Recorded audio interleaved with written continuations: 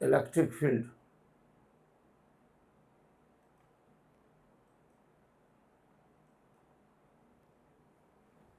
ठीक है,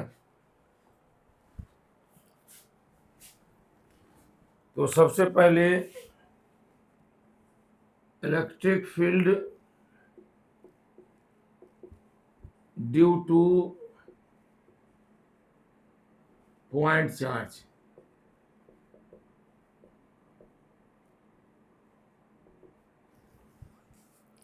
point charge के कारण फील्ड निकालना है किसी पॉइंट पर। तो पॉइंट चार्ज का फील्ड कूलम्स लॉ हमें पता है, सराउंडिंग में इन्फिनिटी तक पाया जाता है, रेडियली आउटवर्ड होता है, डाइवर्जिंग होता है। तो यहाँ पर एक पॉइंट चार्ज लिए, ये प्लस क्यू चार्ज है, इसके चारों तरफ फील्ड आइसोट्रॉपिक होगा। ये सब हम लोग कूलम्स लॉ से पढ़े। और हमें अगर फील्ड निकालना है यहाँ पर पॉइंट पी पर और पॉइंट ओ पर चार्ज है, तो सबसे पहला स्टेप करना है स्टेप 1, जो जिस चार्ज का फील्ड निकालना है उसकी सिमेट्री चेक करिए कि वो लो सिमेट्री चार्ज डिस्ट्रीब्यूशन है या हाई सिमेट्री। और फिर उस पॉइंट जहाँ पर फील्ड निकालना है उसको लोकेट कीजिए और फिर एक क्लोज ज्योमेट्रिक सरफेस सोचिए जिसको बोलते हैं गॉसियन सरफेस। उसकी शर्त है कि पॉइंट पी जहाँ फील्ड निकालना है उस पर पड़े। वह सरफेस चार्ज डिस्ट्रीब्यूशन को परफेक्टली इनक्लोज करे सब तरफ से, और साथ में वह शेप में उसका एक्सिस ऑफ सिमेट्री उस चार्ज के एक्सिस ऑफ सिमेट्री या फील्ड के एक्सिस ऑफ सिमेट्री से कोइंसाइड करे। इतनी बातें चाहिए। फिर से सुनाते हैं। सबसे पहला स्टेप है find the amount of charge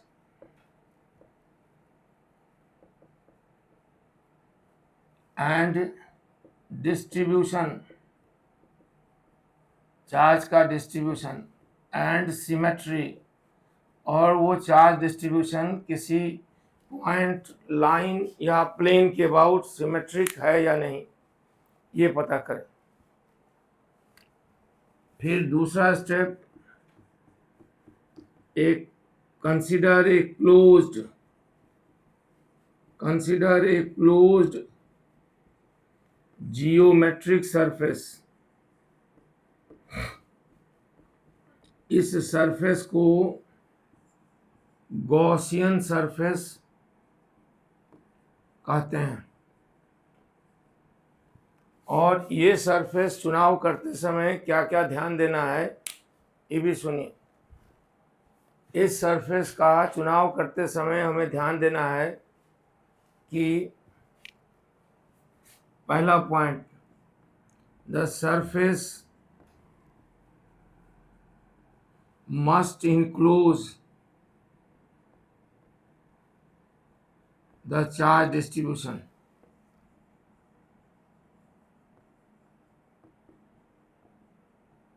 The surface must enclose the charge distribution। Surface के अंदर वो चार्ज हो, चार्ज का डिस्ट्रीब्यूशन हो। दूसरा point, surface must contain the point where field is to be determined. The surface must contain the point where field is to be determined। उस surface must contain the point where field is to be determined, यानी जहाँ field निकालना है वो point उस surface पर पड़े। और तीसरा, द एक्सिस ऑफ और प्लेन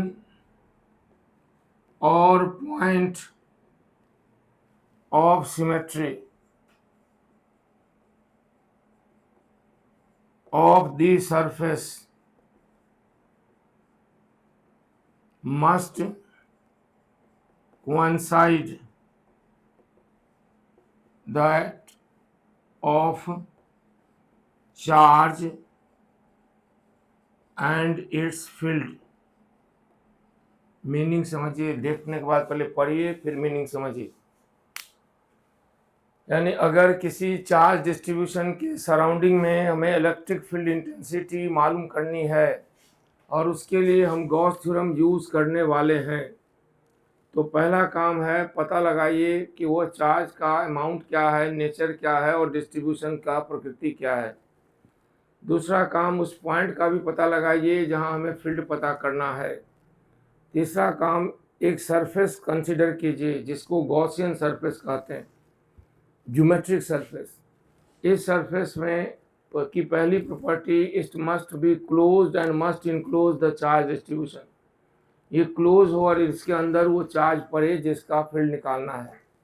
दूसरी प्रॉपर्टी, इसके ये इस पर वह पॉइंट भी पड़े जिस पॉइंट पर फील्ड निकालना है।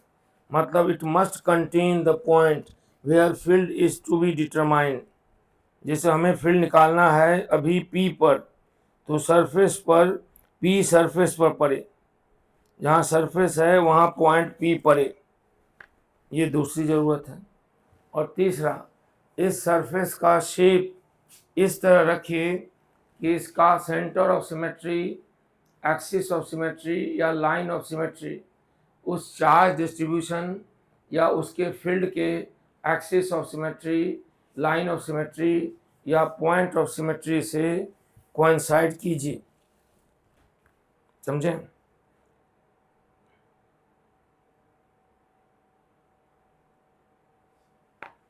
इसके बारे में समझे नहीं समझे फिर से सुनाते हैं।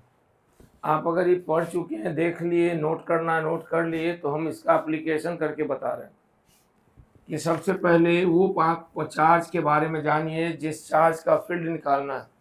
तो पता चल गया यह एक पॉइंट चार्ज है, और फिर उस पॉइंट का भी पता लगाइए जहाँ फील्ड निकालना है। ये भी पता चल गया फील्ड यहाँ निकालना है। अब एक ज्योमेट्रिक सरफेस सोचिए जो इस चार्ज को इनक्लोज करे। ठीक है, सोच लेंगे कैसा शेप लेंगे, तो क्यूब भी ले सकते हैं, स्फीयर भी ले सकते हैं, एलिप्सॉइड हो सकता है, कोई इरेगुलर शेप हो सकता है, कुछ भी हो सकता है। लेकिन अगला पॉइंट है कि वो सरफेस ऐसा हो कि उस पर पॉइंट P पड़े।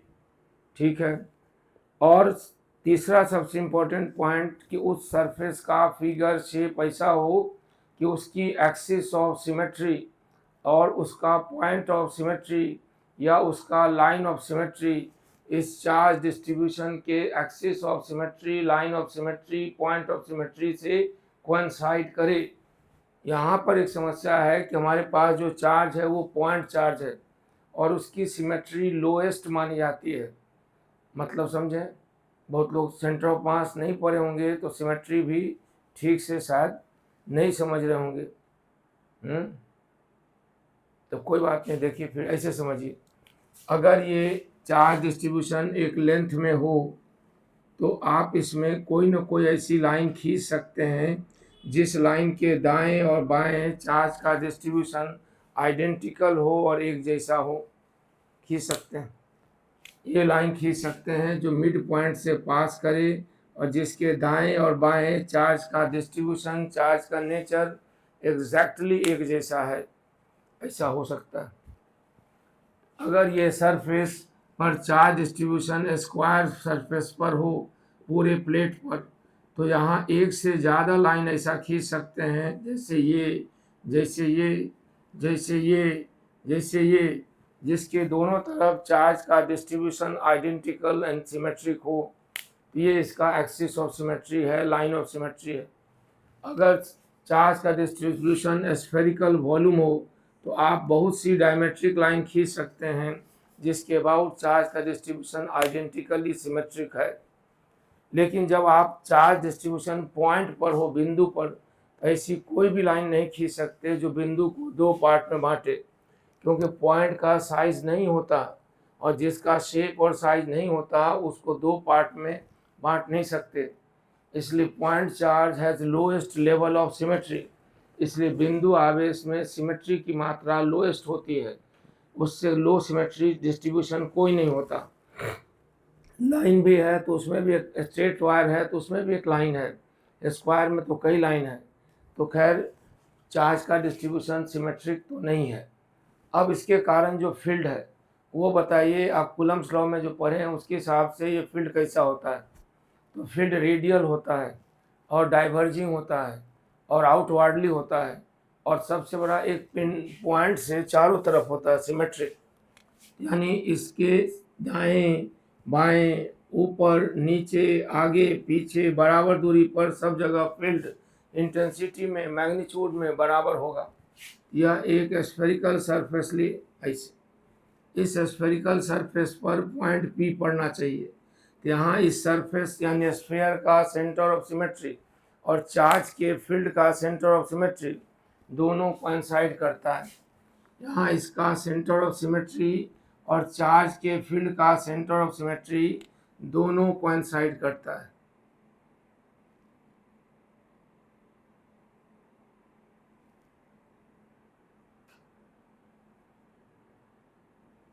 ये आर है। अब इसके सरफेस पर एक स्मॉल सरफेस लिए, उस सरफेस पर फील्ड वेक्टर कूलम्स लॉ के हिसाब से रेडियली आउटवर्ड होगा और एरिया वेक्टर भी उसी दिशा में होगा। तो फ्लक्स निकालेंगे, इलेक्ट्रिक फ्लक्स, इलेक्ट्रिक फ्लक्स देखिए कितना होगा। तो इलेक्ट्रिक फ्लक्स यहाँ पर सरफेस हम लोग पहले भी निकाल चुके हैं। तो इलेक्ट्रिक फ्लक्स होगा E गुना 4 पाई R स्क्वायर, और इसके अंदर चार्ज कितना है, इनसाइड, इनसाइड चार्ज है प्लस Q। अब गॉस थ्योरम इस्तेमाल करें, using Gauss theorem, using Gauss theorem, यानी गॉस थ्योरम का यूज करें, यूजिंग गॉस थ्योरम बराबर होगा फाई बराबर Q by epsilon naught, phi बराबर होगा Q बाई एप्सिलॉन नॉट, और Q लिख देंगे E 4 pi R square Q by epsilon not. तो इंटेंसिटी बराबर आ गई 1/4 पाई Q बाई R स्क्वायर। यही है इंटेंसिटी का फॉर्मूला। अगर चार्ज पॉइंट चार्ज है तो उसकी सराउंडिंग में किसी पॉइंट पर इलेक्ट्रिक फील्ड इंटेंसिटी का एक्सप्रेशन गॉस थ्योरम की मदद से निकालना हो तो इस तरह आप करें कि सबसे पहले उस चार्ज का अमाउंट ना जाने, चार्ज का डिस्ट्रीब्यूशन और चार्ज के फील्ड का नेचर और उसका डिस्ट्रीब्यूशन, और फिर उस पॉइंट का पता लगाएं जहां फील्ड निकालना हो, और फिर उस ज्योमेट्रिक सरफेस को कंसीडर करें। उस सरफेस को कंसीडर करते समय पहला पॉइंट देखें, it must include the charge distribution. दूसरा पॉइंट है कि shape must coincide with the of the field, और तीसरा है इसके होकर फ्लक्स का कैलकुलेशन मैथमेटिकली सिंपल हो। अब अगला केस देखते हैं। ये पॉइंट चार्ज के बदले एक स्फेरिकल वॉल्यूम चार्ज डिस्ट्रीब्यूशन है और उसके इनसाइड और आउटसाइड इलेक्ट्रिक फील्ड निकालना है with help of Gauss theorem, यानी एक uniform spherical positive volume charge distribution है, uniform spherical positive volume charge distribution है, और उसके कारण फील्ड निकालना है। ये हो गया स्फेरिकल चार्ज डिस्ट्रीब्यूशन। ये कैपिटल आर रेडियस का, इसमें चार्ज का डिस्ट्रीब्यूशन वॉल्यूम में है और यूनिफॉर्मिटी है, यानी सब जगह चार्ज की डेंसिटी इक्वल पाई जाएगी। इस चार्ज के वजह से फील्ड निकालना है, इसके ज्योमेट्रिकली बाउंडेड इनसाइड स्पेस में भी और आउटसाइड स्पेस में भी, यानी हमें निकालना है field due to uniform positive spherical volume charge distribution, यानी एक पॉजिटिव चार्ज डिस्ट्रीब्यूशन है जो वॉल्यूम में है और वॉल्यूम का रेडियस r है और हमें फील्ड इसके इनसाइड भी निकालना है और आउटसाइड भी। तो सबसे पहले वॉल्यूम डेंसिटी निकालें। तो वॉल्यूम चार्ज डेंसिटी, तो वॉल्यूम चार्ज डेंसिटी रो, ये बराबर होगा Q divided by 4/3 pi r cube coulomb पर cubic metre. 4/3 pi r cube, ये इसकी डेंसिटी हो गई।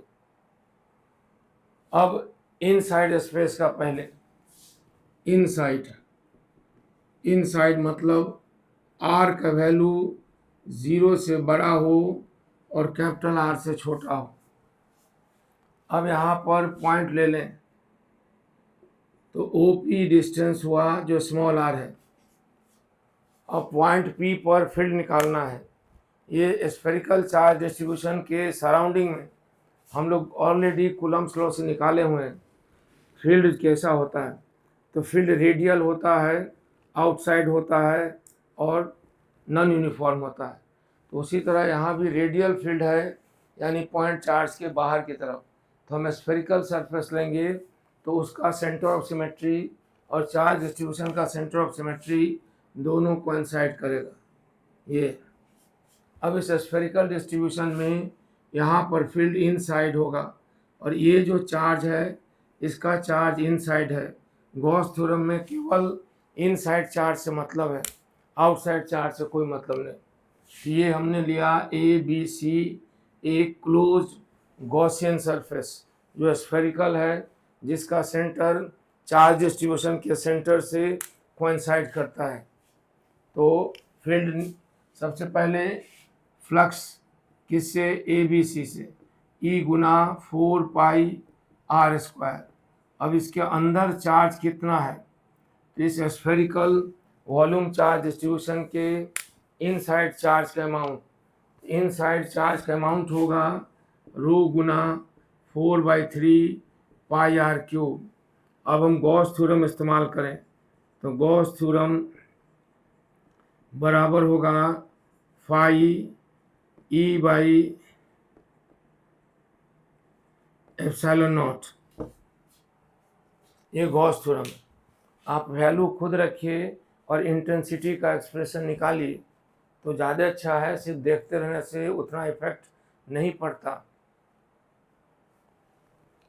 मतलब यहाँ से फ्लक्स गॉस थ्योरम का जो एक्सप्रेशन आया उसमें बाएं साइड फ्लक्स का ये वैल्यू रखिए और दाएं साइड इनसाइड चार्ज का वैल्यू रखिए और फिर इंटेंसिटी का एक्सप्रेशन लाइए इनसाइड के लिए।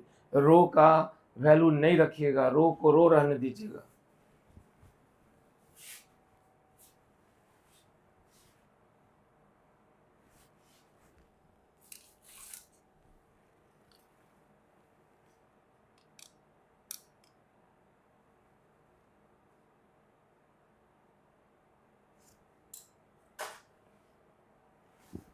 आया तो एक्सप्रेशन आएगा, सॉल्व कीजिएगा तो बाएं साइड में E4 पाई आर स्क्वायर और दाएं साइड में आया 4 रो/3 epsilon naught 4 pi r cube.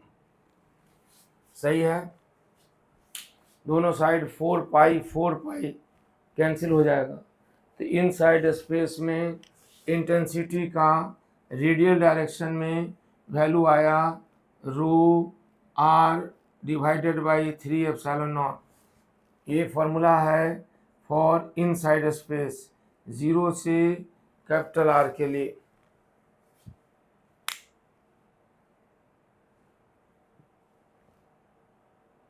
सही है ना, कहीं गलती तो नहीं हुई? गलती हुई तो बताएंगे, ठीक है? मतलब सब करेक्ट है ना जो एक्सप्रेशन हम लाए?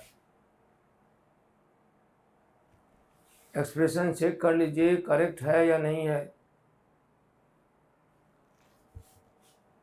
ठीक है, ये इनसाइड स्पेस में इंटेंसिटी का फॉर्मूला है। हम कूलम्स लॉ से भी लाए थे फील्ड, याद कीजिए यही था। वहाँ भी E proportional to small r आता था। हम वहाँ जो लाए थे उसका एक्सप्रेशन याद दिलाते हैं।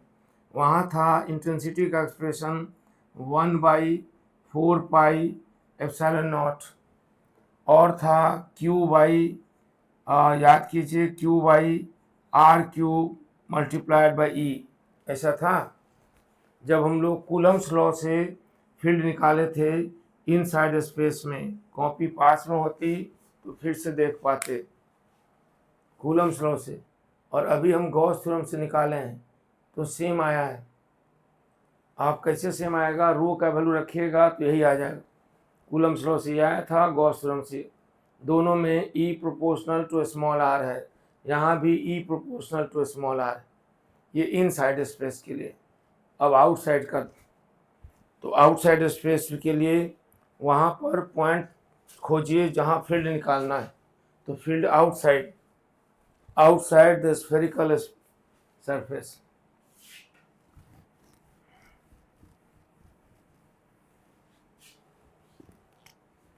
ये आउटसाइड, तो आउटसाइड मतलब R का वैल्यू कैपिटल R से बड़ा हो और इन्फिनिटी से छोटा हो। स्मॉल r का वैल्यू कैपिटल R से बड़ा हो और इन्फिनिटी से छोटा हो।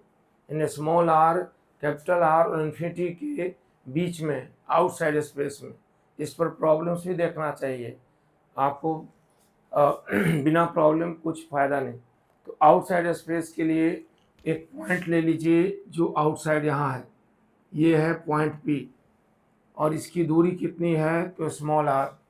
अब एक गॉसियन सरफेस ढूंढिए। गॉसियन सरफेस का सिलेक्शन के समय ध्यान दिए थे कि सरफेस इस तरह हो कि चार्ज को इनक्लोज करे। नंबर 1, सरफेस क्लोज हो, सरफेस का सेंटर ऑफ सिमेट्री या एक्सिस ऑफ सिमेट्री कोइंसाइड करे।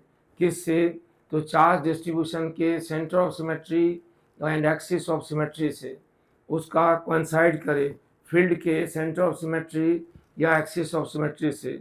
और अंतिम था शेप ऑफ द सरफेस इस तरह हो कि determination of flux mathematically simple हो। यहाँ पर ऐसा सरफेस सोचिए जिसका सेंटर ऑफ सिमेट्री O पर हो, क्योंकि चार्ज का सेंटर ऑफ सिमेट्री O पर है।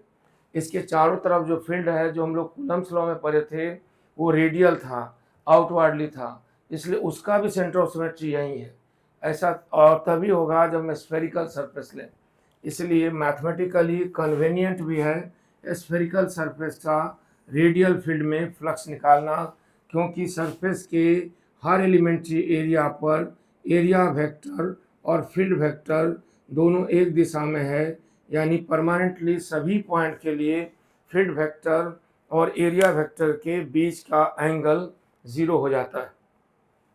तो इसका फ्लक्स सीधे लिखा सकता है, और वो सीधे हम इसीलिए लिख पाए कि हर जगह E एंड DA के बीच का एंगल 0 है। और ऐसा तब हो पाया जब हमने स्फेरिकल सरफेस चुना, और स्फेरिकल सरफेस इसलिए चुना कि उसका सेंटर ऑफ सिमेट्री और एक्सिस ऑफ सिमेट्री इस चार्ज डिस्ट्रीब्यूशन के सेंटर और इस चार्ज के फील्ड के सेंटर से कोइंसाइड करता है।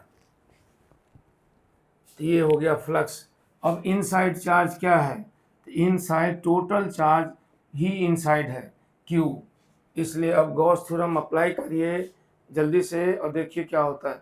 तो गॉस थ्योरम जब यूज़ करें तो लिखेंगे टोटल इलेक्ट्रिक फ्लक्स। याद रखिए ये टोटल फ्लक्स किस चार्ज के फील्ड का फ्लक्स है, क्या केवल उसी चार्ज का जो इनसाइड है, या फिर उस चार्ज का जो आउटसाइड है, या सब का। तो आप एस.सी. वर्मा जी किताब में गॉस थ्योरम चैप्टर में पढ़िए, या कोई भी किताब में एनसीईआरटी में भी, तो वहाँ है ये फील्ड जो है रिजल्टेंट फील्ड है, field due to charge distribution which is inside as well as field due to charge distribution which is outside the Gaussian surface. बाएं साइड जो फ्लक्स है वो रिजल्टेंट फील्ड का है, और दाएं साइड जो चार्ज है वो केवल इनसाइड है। ये याद रखिए, ये बाएं साइड जो फ्लक्स है वो रिजल्टेंट फील्ड का है, और दाएं साइड जो चार्ज है केवल आउटसाइड का, केवल इनसाइड का है। तो चार्ज जब लिया जाएगा दाएं वो इनसाइड, और फील्ड लिया जाएगा तो सबका, उस चार्ज का भी जो बाहर है और उस चार्ज का भी जो अंदर है। तो ये इसको वैल्यू रखिए, तो इंटेंसिटी कितनी आई। तो अगर आप खुद से रखते हैं तो पार्टिसिपेटरी मोड में आ जाते हैं, नहीं तो फिर बस फिल्म देख रहे हैं, वो भी अच्छी नहीं।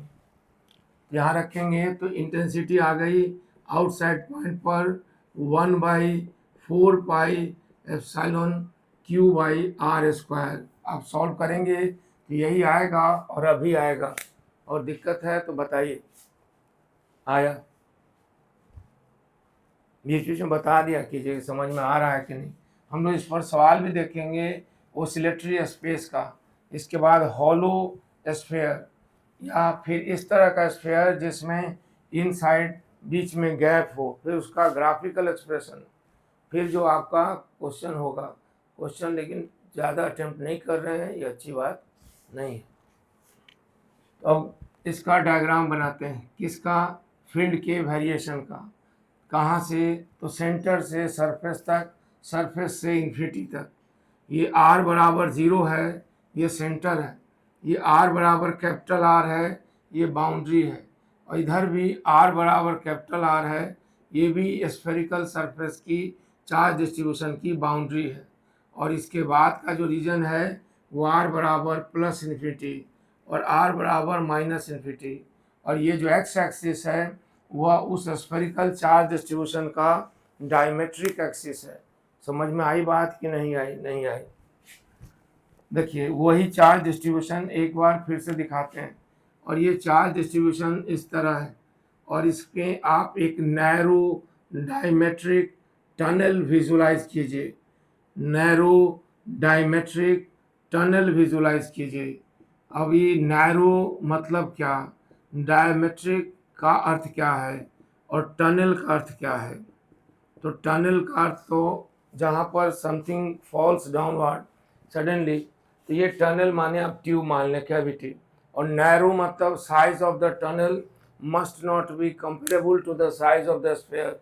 मतलब ये जो पाइप, ये जो होल बनाए हैं इतना बड़ा ना हो कि उसके बाद आप इसको स्फीयर ना कह पाइए, ये ट्यूब बन जाए। जैसे धरती के सरफेस पर कोई तालाब की खुदाई हो, पोखर की खुदाई हो, तो सिलेबस में लिख देना होगा अब पृथ्वी गोल ना रही, अगर पोखर तालाब का साइज अर्थ के साइज के कंपेरेबल हो गया। लेकिन नॉर्मल जो साइज है इतना छोटा है कि उतना गड्ढा हो जाने के बाद भी सिलेबस में कभी चेंज नहीं आता स्कूल में कि पृथ्वी गोल नहीं है। तो उसी तरह यहाँ नैरो ट्यूब जो है ना, ट्यूब का साइज इतना छोटा हो कि उस ट्यूब के आने के बाद ये स्फेरिकल जो सरफेस है ना, ये इसके लिए ये स्फीयर ही रहे। वो ट्यूब उसके शेप को, उसके चार्ज डिस्ट्रीब्यूशन को, उसके अंदर फील्ड के एक्सप्रेशन को अफेक्ट ना करे। तो हम इसी लाइन में ये जो है ना सेंटर, ये O है जो r बराबर 0 है, ये जो है वो r है, और ये जो है कैपिटल R है, और इसी में फिर आगे बढ़ते जा रहे हैं। तो चलिए एक्सप्रेशन इनसाइड वाला एक्सप्रेशन आपके सामने यहाँ भी था, और अभी हम निकाले हैं वो भी था, उसी पर ध्यान दीजिए। था ρ3ε0 मल्टीप्लाइड बाई r। तो r बराबर 0 पर इंटेंसिटी क्या हुई, इस एक्सप्रेशन में r बराबर 0 रखे तो इंटेंसिटी क्या, लीजिए इसमें भी टाइम लग रहा, इंटेंसिटी 0 हो गई। और r का वैल्यू जब प्लस में बढ़ा तो इंटेंसिटी भी प्लस में बढ़ी। यानी कहने का अर्थ है यहाँ पर अगर आप यूनिट पॉजिटिव चार्ज रखेंगे तो उस पर फोर्स किधर लगेगा, तो रेडियली आउटवर्ड। और बाएं साइड भी यूनिट पॉजिटिव चार्ज रखेंगे तो उस पर फोर्स किधर लगेगा, तो वो भी रेडियली आउटवर्ड। यहाँ पर अच्छा साथ में ये भी है, ये लीनियर फंक्शन है, प्रोपोर्शनल टू r है, स्लोप कांस्टेंट है, इसलिए स्ट्रेट लाइन होगा एकदम। ये देखिए ऐसे, और यहाँ भी। तो कहेंगे इधर बाएं निगेटिव काहे लिए, तो राइट को अगर प्लस मानेंगे तो मजबूरी है बाएं को निगेटिव लेना पड़ेगा, क्योंकि हम रेक्टेंगुलर कोऑर्डिनेट सिस्टम। अगर हम पोलर में सोचें तो दोनों पॉजिटिव है, क्योंकि पॉइंट सेंटर से दाएं रेडियली आउटवर्ड और सेंटर से बाएं वो भी रेडियली आउटवर्ड, इसलिए वहाँ सब पॉजिटिव है। लेकिन हम ग्राफ जब प्लॉट करते हैं तो रेक्टेंगुलर सिस्टम में एक्स एक्सिस पर डायमेट्रिक लाइन लिए, तो तो दाएं को पॉजिटिव बोलिएगा तो बाएं को तो निगेटिव बोलने पड़ेगा ना, इसीलिए, जबकि वो निगेटिव डायरेक्शन में है मैग्नीट्यूड से कम। अब ये इनसाइड हो गया। आउटसाइड स्पेस में ये फॉर्मूला है आर का वेरिएशन, तो यहाँ आउटसाइड स्पेस का हुआ और यहाँ आउटसाइड एच, तो इसका मतलब हुआ कि इंटेंसिटी का वैल्यू सेंटर से बाउंड्री तक जाने पे मैग्नीट्यूड में बढ़ता जाता है लीनियरली, और बाउंड्री से आगे बढ़ने पर इन्वर्स स्क्वायर फंक्शन को वे करता हुआ घटता है और इन्फिनिटी पर जाकर जीरो हो जाता है। तो इनसाइड स्पेस में E is proportional to R, अगर वहाँ चार्ज रखेंगे तो उसका फोर्स भी प्रोपोर्शनल हो जाएगा। तो इसलिए इनसाइड स्पेस में फील्ड नॉन यूनिफॉर्म है, वेरिएबल है, और वेरिएशन रेडियल लाइन में है और वेरिएशन लीनियर है। इतनी बात तो समझ में आई। अभी इसमें और भी केस देखना है स्फीयर। पहले स्फीयर डायमेट्रिक टनल में अगर हम निगेटिव चार्ज रखेंगे तो उस पर इसका असर क्या होगा, यानी हमें निकालना है। उस समय भी आपको प्लॉट किए थे ग्राफ, आपकी कॉपी में अगर लिखे होंगे तो याद होगा, नहीं याद होगा तो होगा कहीं। अब क्या वीडियो का कोई भरोसा है, दिमाग में थोड़ी रहता है।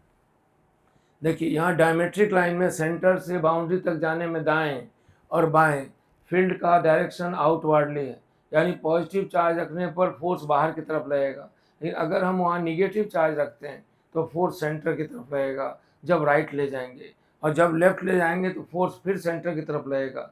यानी force is always directed towards centre और मिड पॉइंट और मीन पोजीशन। आपको नहीं लगता कुछ कुछ SHM जैसा लगता है?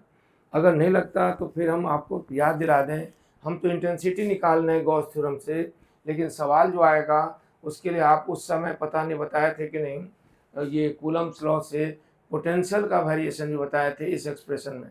हम याद दिलाने के लिए बगल में डायग्राम याद दिलाते हैं ताकि आप बता पाएँ कि ये जो डायमेट्रिक टनल वाला स्पेस है वह निगेटिव चार्ज के लिए किस तरह के मोशन का कंडीशन डेवलप करता है, whether it is uniform motion, non uniform motion, oscillatory motion या कुछ और।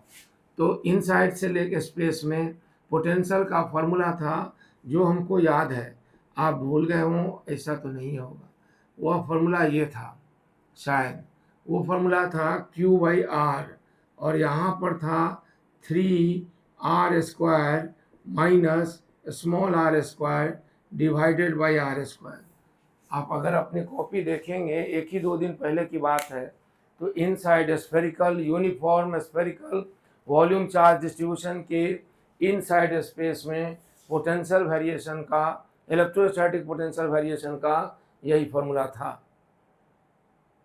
अगर देखे हों तो कंफर्म कर सकते हैं हाँ हमको मिल गया, नहीं तो भूल गए हों तो फिर सोचना पड़ेगा क्या करें। यही फॉर्मूला था इनसाइड स्पेस में। हम लोग ग्राफ भी प्लॉट किए थे कि ये था पोटेंशियल का फॉर्मूला। और आपको पता है पोटेंशियल क्या है, तो potential is work done per unit positive charge, positive charge पर किया गया वर्क है।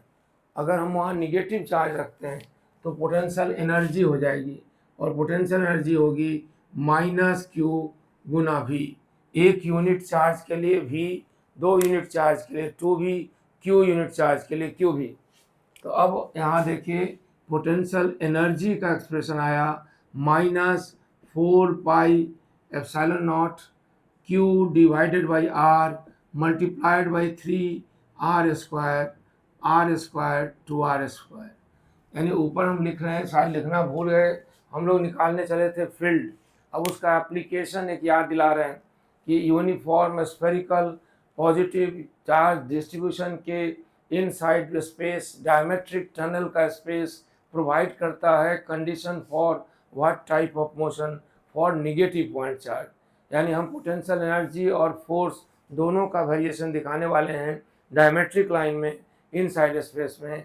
फिर कंफर्म करेंगे कि इनसाइड स्पेस किस तरह के मोशन को सपोर्ट करेगा।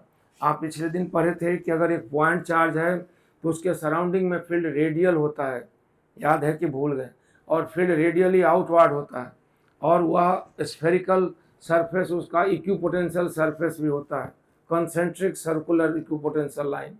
अब उस इक्विपोटेंशियल लाइन पर किसी निगेटिव चार्ज पार्टिकल को टेंजेंशियल वेलोसिटी दें तो उसका मोशन जो एस्टेब्लिश होता है वो याद है, यानी जब कोई पॉजिटिव पॉइंट चार्ज हो, ठीक है, और पॉजिटिव स्मॉल ए से मल्टीप्लाई नहीं किए, स्मॉल ए, स्मॉल क्यू, हाँ स्मॉल क्यू से मल्टीप्लाई करना भूल गए हैं, सही बात है।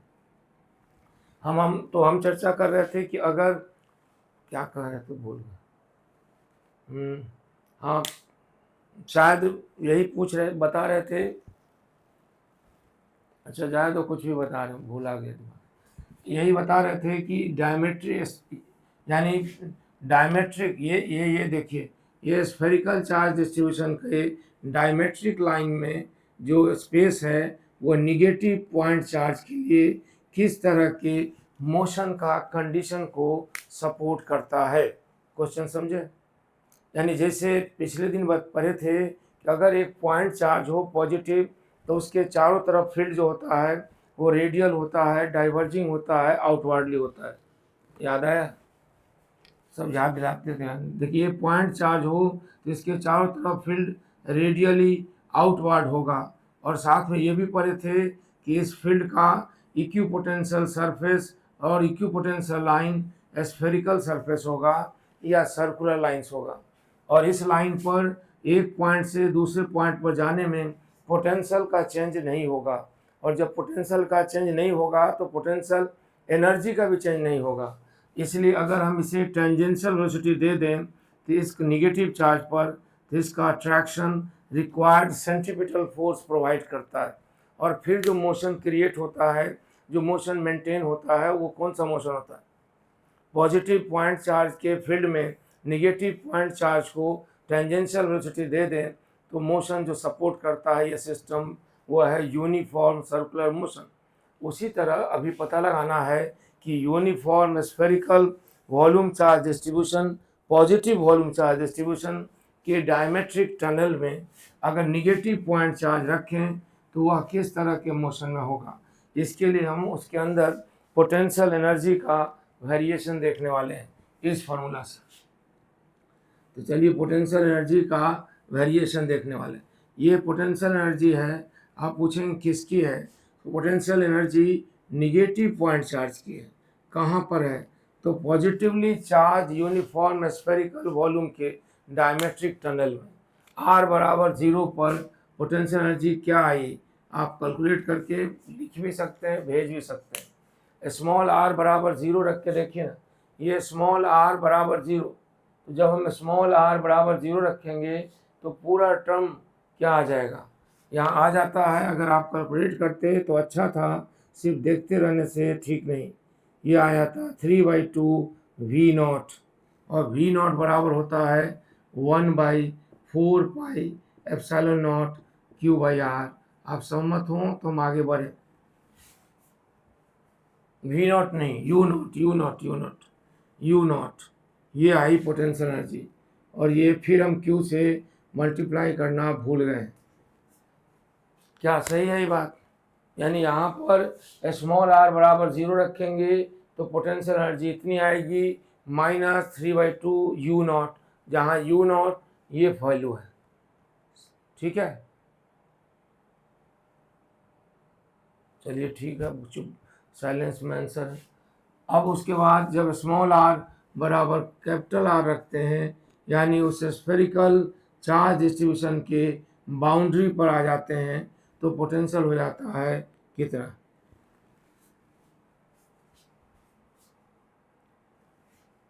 आप स्मॉल r की जगह कैपिटल R रख के कॉपी पर सॉल्व करते हैं तो लगता है कि आप शामिल हैं, और नहीं करते हैं तो लगता है कि हम मजदूरी कर रहे हैं, चिल्ला चिल्ली मचाएंगे। स्मॉल r बराबर कैपिटल R यहाँ रखें, फिर जो पोटेंशियल एनर्जी का वैल्यू आए, क्या यही है?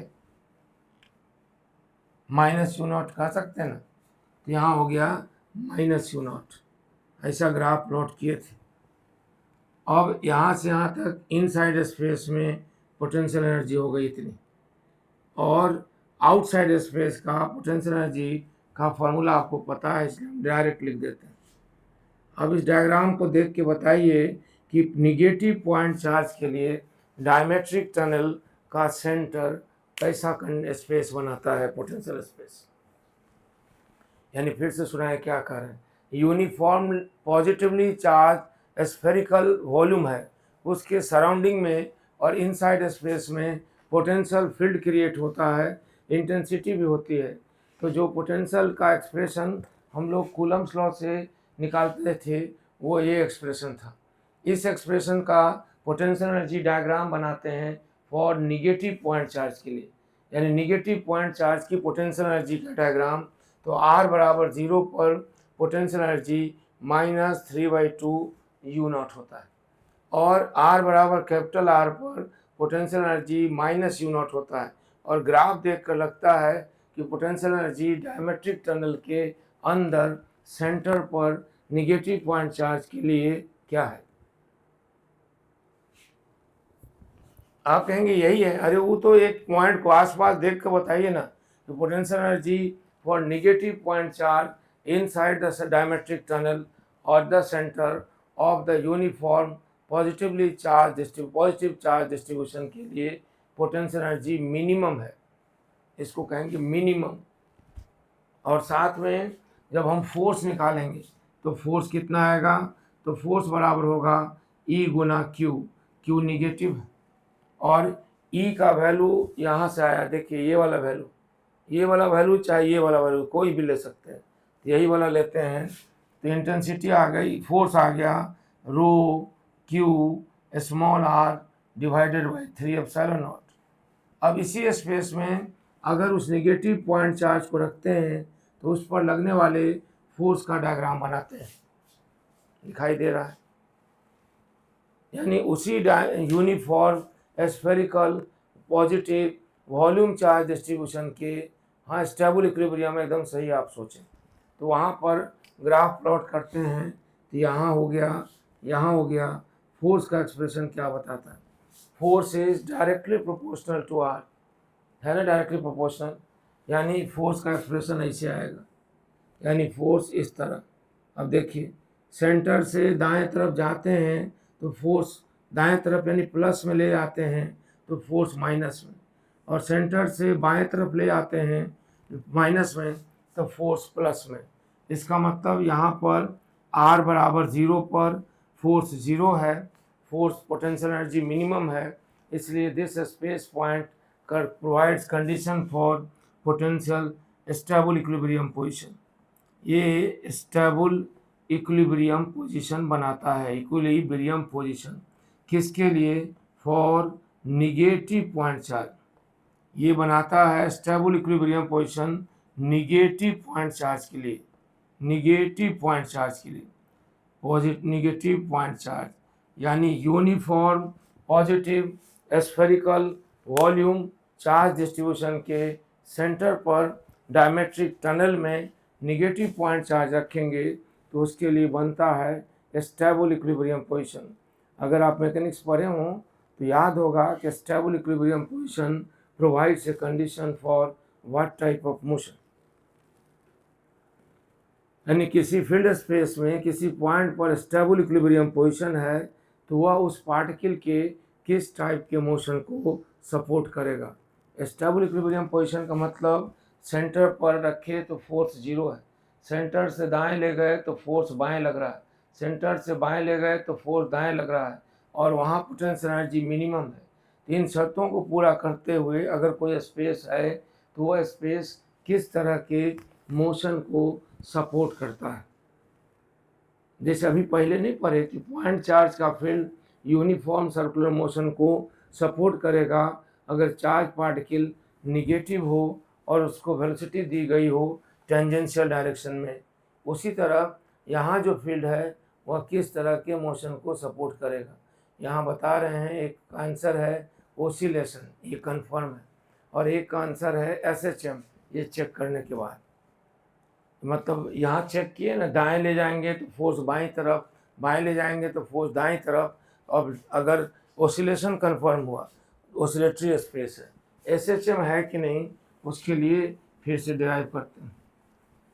कैसे, तो यहाँ पर डायमेट्रिक टनल लेते हैं, डिराइव नहीं करते हैं, वो इंटेंसिटी इस डायमेट्रिक टनल में सेंटर से थोड़ा हटके पॉइंट P पर, ऐसे थोड़ा जरूरी नहीं है, ज़्यादा हटके भी यही फील्ड है राइट वार्ड, और निगेटिव चार्ज रखेंगे तो फोर्स होगा लेफ्टवर्ड। तो फोर्स बराबर हो गया minus rho q r 3 epsilon naught, और फोर्स बराबर होता है मास गुना एक्सलेशन, इसलिए इंस्टेंटेनियस एक्सलेशन हो जाएगा rho q 3 epsilon naught m r।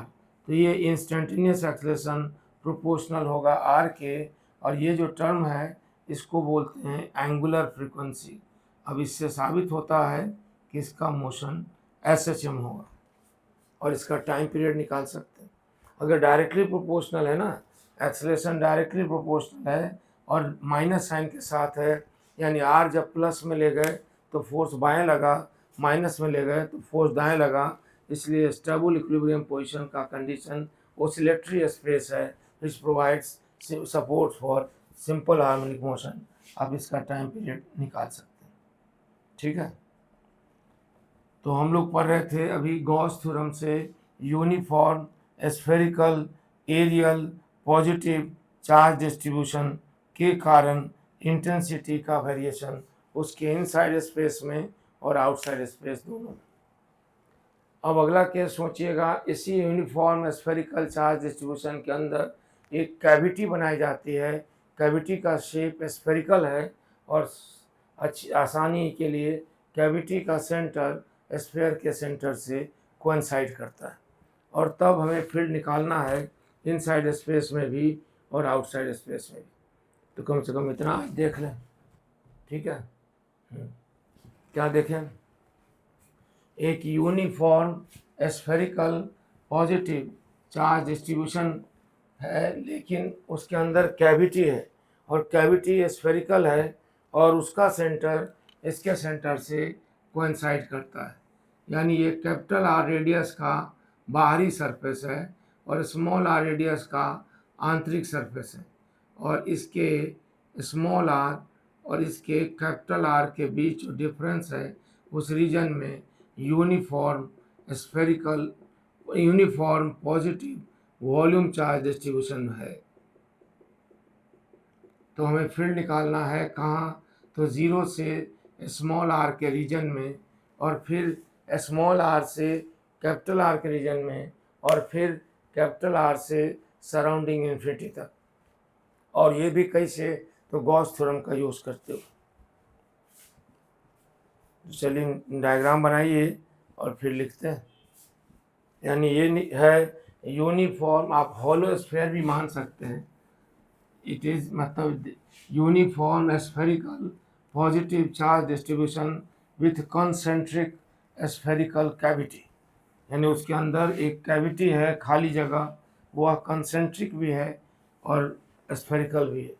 Case तो भी बनेगा जब कंसेंट्रिक ना हो, साइड में हो, अभी कंसेंट्रिक। इसमें चार्ज का अमाउंट Q है, और इसके अंदर चार्ज का ऑक्यूपेंसी वॉल्यूम जो है वह हो जाएगा 4/3 पाई, बताइए, capital R cube minus small r cube, और तब वॉल्यूम चार्ज डेंसिटी होगी Q/4/3 pi r cube minus r cube. यही है डेंसिटी। अब हमें फील्ड निकालना है सबसे पहले इनसाइड स्पेस में। इनसाइड मतलब आर ज़ीरो से शुरू होकर स्मॉल आर से अंदर में हो, और तब तो इसके अंदर पॉइंट P चुनिए और स्फेरिकल कैविटी, तो इसके अंदर फ्लक्स बराबर होगा E4πr², और इसके अंदर चार्ज कितना है? तो ज़ीरो। तो इंटेंसिटी भी गॉस थ्योरम अप्लाई करने पर ज़ीरो आ जाएगी। इसका मतलब कैविटी के अंदर फील्ड नहीं होता, बैलेंस होता। इस पर भी एक सवाल बनेगा कि कैविटी में सेंटर से हटकर सब जगह। दूसरा स्पेस देखिए, ये आर का वैल्यू कैपिटल आर से छोटा और इन्फिनिटी से नहीं, हाँ इन्फिनिटी से बीच में है ना, इससे गलती हो गई। इसका वैल्यू कैपिटल आर से छोटा और स्मॉल आर से बड़ा है। आर जो है इंटरनल रेडियस है। तो इस रीजन में गॉसियन सरफेस लीजिए इसे, और उसका इलेक्ट्रिक फ्लक्स होगा 4πr², और उसके इनसाइड चार्ज होगा केवल इतना चार्ज, इनसाइड वाला इनसाइड चार्ज होगा रो 4/3 पाई r³ -r0³। r0 inner radius है और r इंस्टेंटेनियस रेडियस है। अब फ्लक्स निकालना है, तो फ्लक्स बराबर होगा Q इनसाइड ε0। गॉस थ्योरम है, गॉस थ्योरम। तो इंटेंसिटी कितनी हो गई, ये गॉस थ्योरम यूज़ कर रहे हैं, तो इंटेंसिटी कितनी हो गई, सॉल्व कीजिए।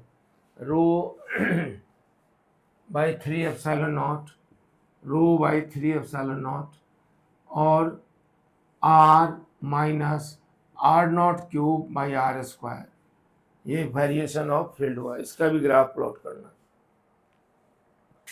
अब सबसे बाहर वाला क्षेत्र तो बहुत आसान है। फ्लक्स बराबर सीधे सीधे E गुना 4πr² बराबर टोटल चार्ज बाई ε0। तो आउटसाइड रीजन में spherical charge distribution behaves like a point charge. इतना समझे। अब कहेंगे प्रॉब्लम कब बताइएगा, आज तो नहीं बताएंगे, लेकिन अगर आपका प्रॉब्लम है तो आप व्हाट्सएप पर मैसेज कर दीजिए वो। और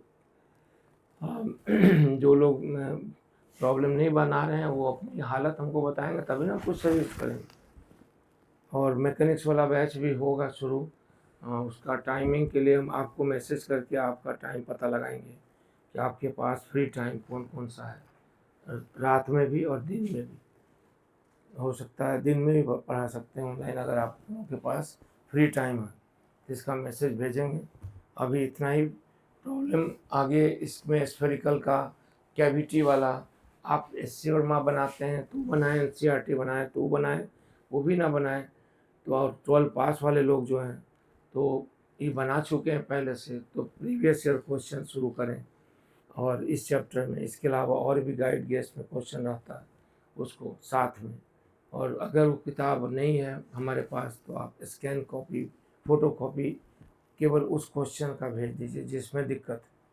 इस रात वाले समय में भी बताएंगे।